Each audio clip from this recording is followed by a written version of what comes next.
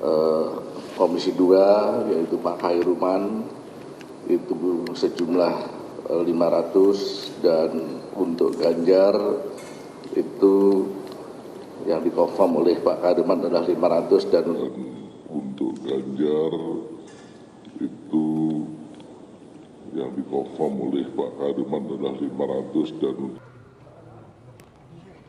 untuk Puan Maharani waktu itu dia sebagai ketua fraksi PDI, dan untuk Pramono adalah 500.000.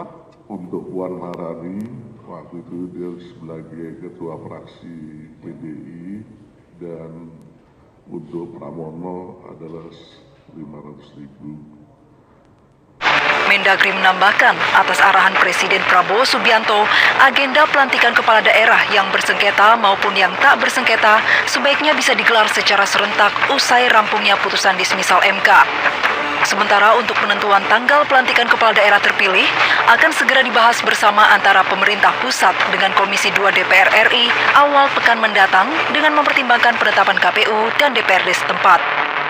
Dari komunikasi dan MK mengharapkan tidak usah menunggu sampai 13 Maret, tapi setelah sidang dismisal ini, ya, yang mungkin akan sebagian ditolak, itu digabung saja pelantikannya dengan yang non sengketa Mahkamah Konstitusi, dan jumlahnya 296.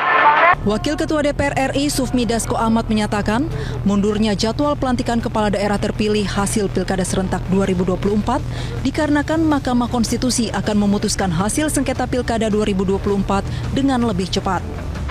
Ini kan biar lebih banyak dan serentak, dan juga beda harinya juga tidak terlalu lama rentang waktunya, sehingga kemudian pemerintah kemudian mengajukan dalam hal ini Kementerian Dalam Negeri meminta supaya pelantikan itu dapat disesuaikan dan agar yang keputusan MK juga dapat sama-sama dilantik, rentang waktunya antara tanggal 18 sampai 20. Nah, sehingga mungkin dalam minggu depan DPR akan menggelar rapat konsultasi antara DPR, pemerintah, Bawaslu, dan KPU. Demikian. Sahabat Viral TV, kasus EKTP sekarang telah mencuat kembali dengan tertangkapnya Paulus Thanos di Singapura. Ini akan menjadi babak baru di jilid kedua terkait dengan kasus EKTP yang dimana di situ Setia Novanto yang sudah tertangkap oleh KPK menyebutkan salah satu orang-orang yang menjadi peranan penting di dalam kasus EKTP dan juga terseret di dalamnya yaitu adalah Ganjar Pranowo, Puan Maharani, dan juga Pramono Anung.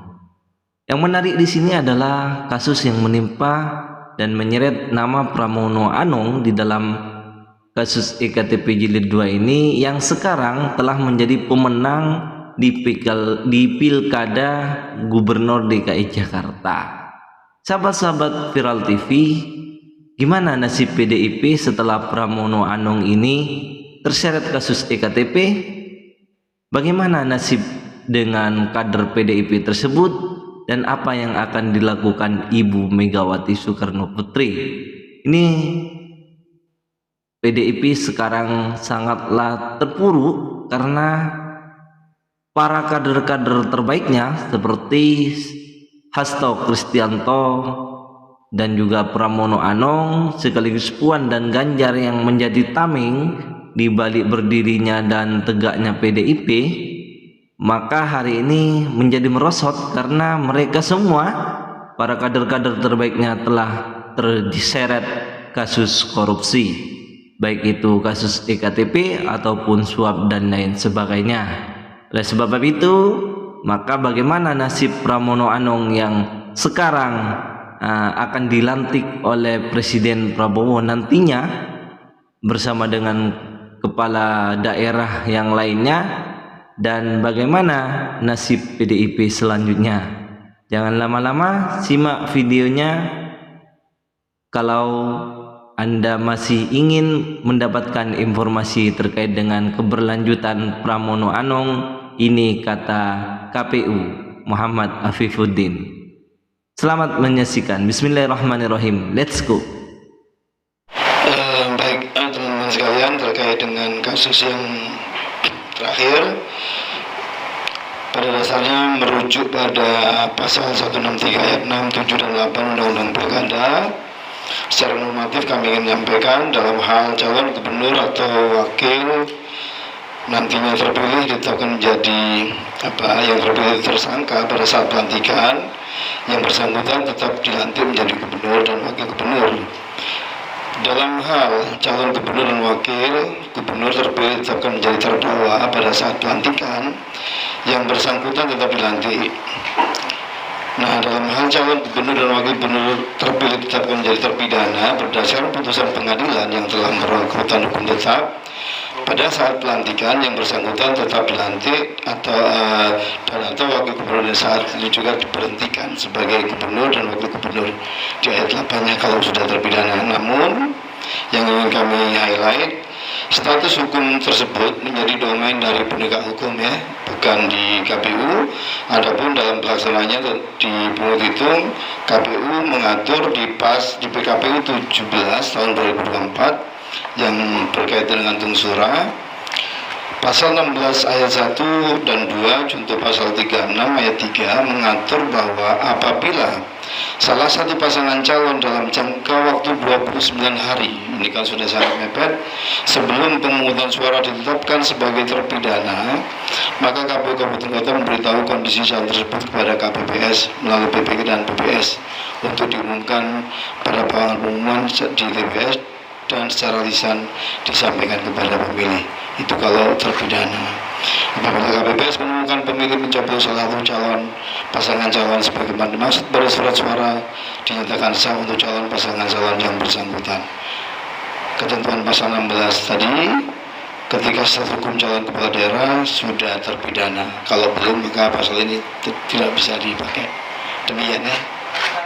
Bahwa kata KPU Muhammad Afifuddin, KPU telah akan melantik siapapun orang yang mendapatkan kasus, baik itu yang sudah inkrah ataupun sudah melekat pada kepala daerah tersebut. Akan tetapi pada saat itu juga akan dilakukan pemberhentian dan pembekuan terhadap jabatan yang telah diembannya. Mungkin ini sahabat-sahabat sebagai bentuk pedoman, jangan pernah korupsi. Kalau Anda tidak akan melakukan hal-hal yang positif lagi ke depannya, karena korupsi yang menjerat Anda akan tetap melekat pada diri Anda dan Anda akan diproses secara hukum.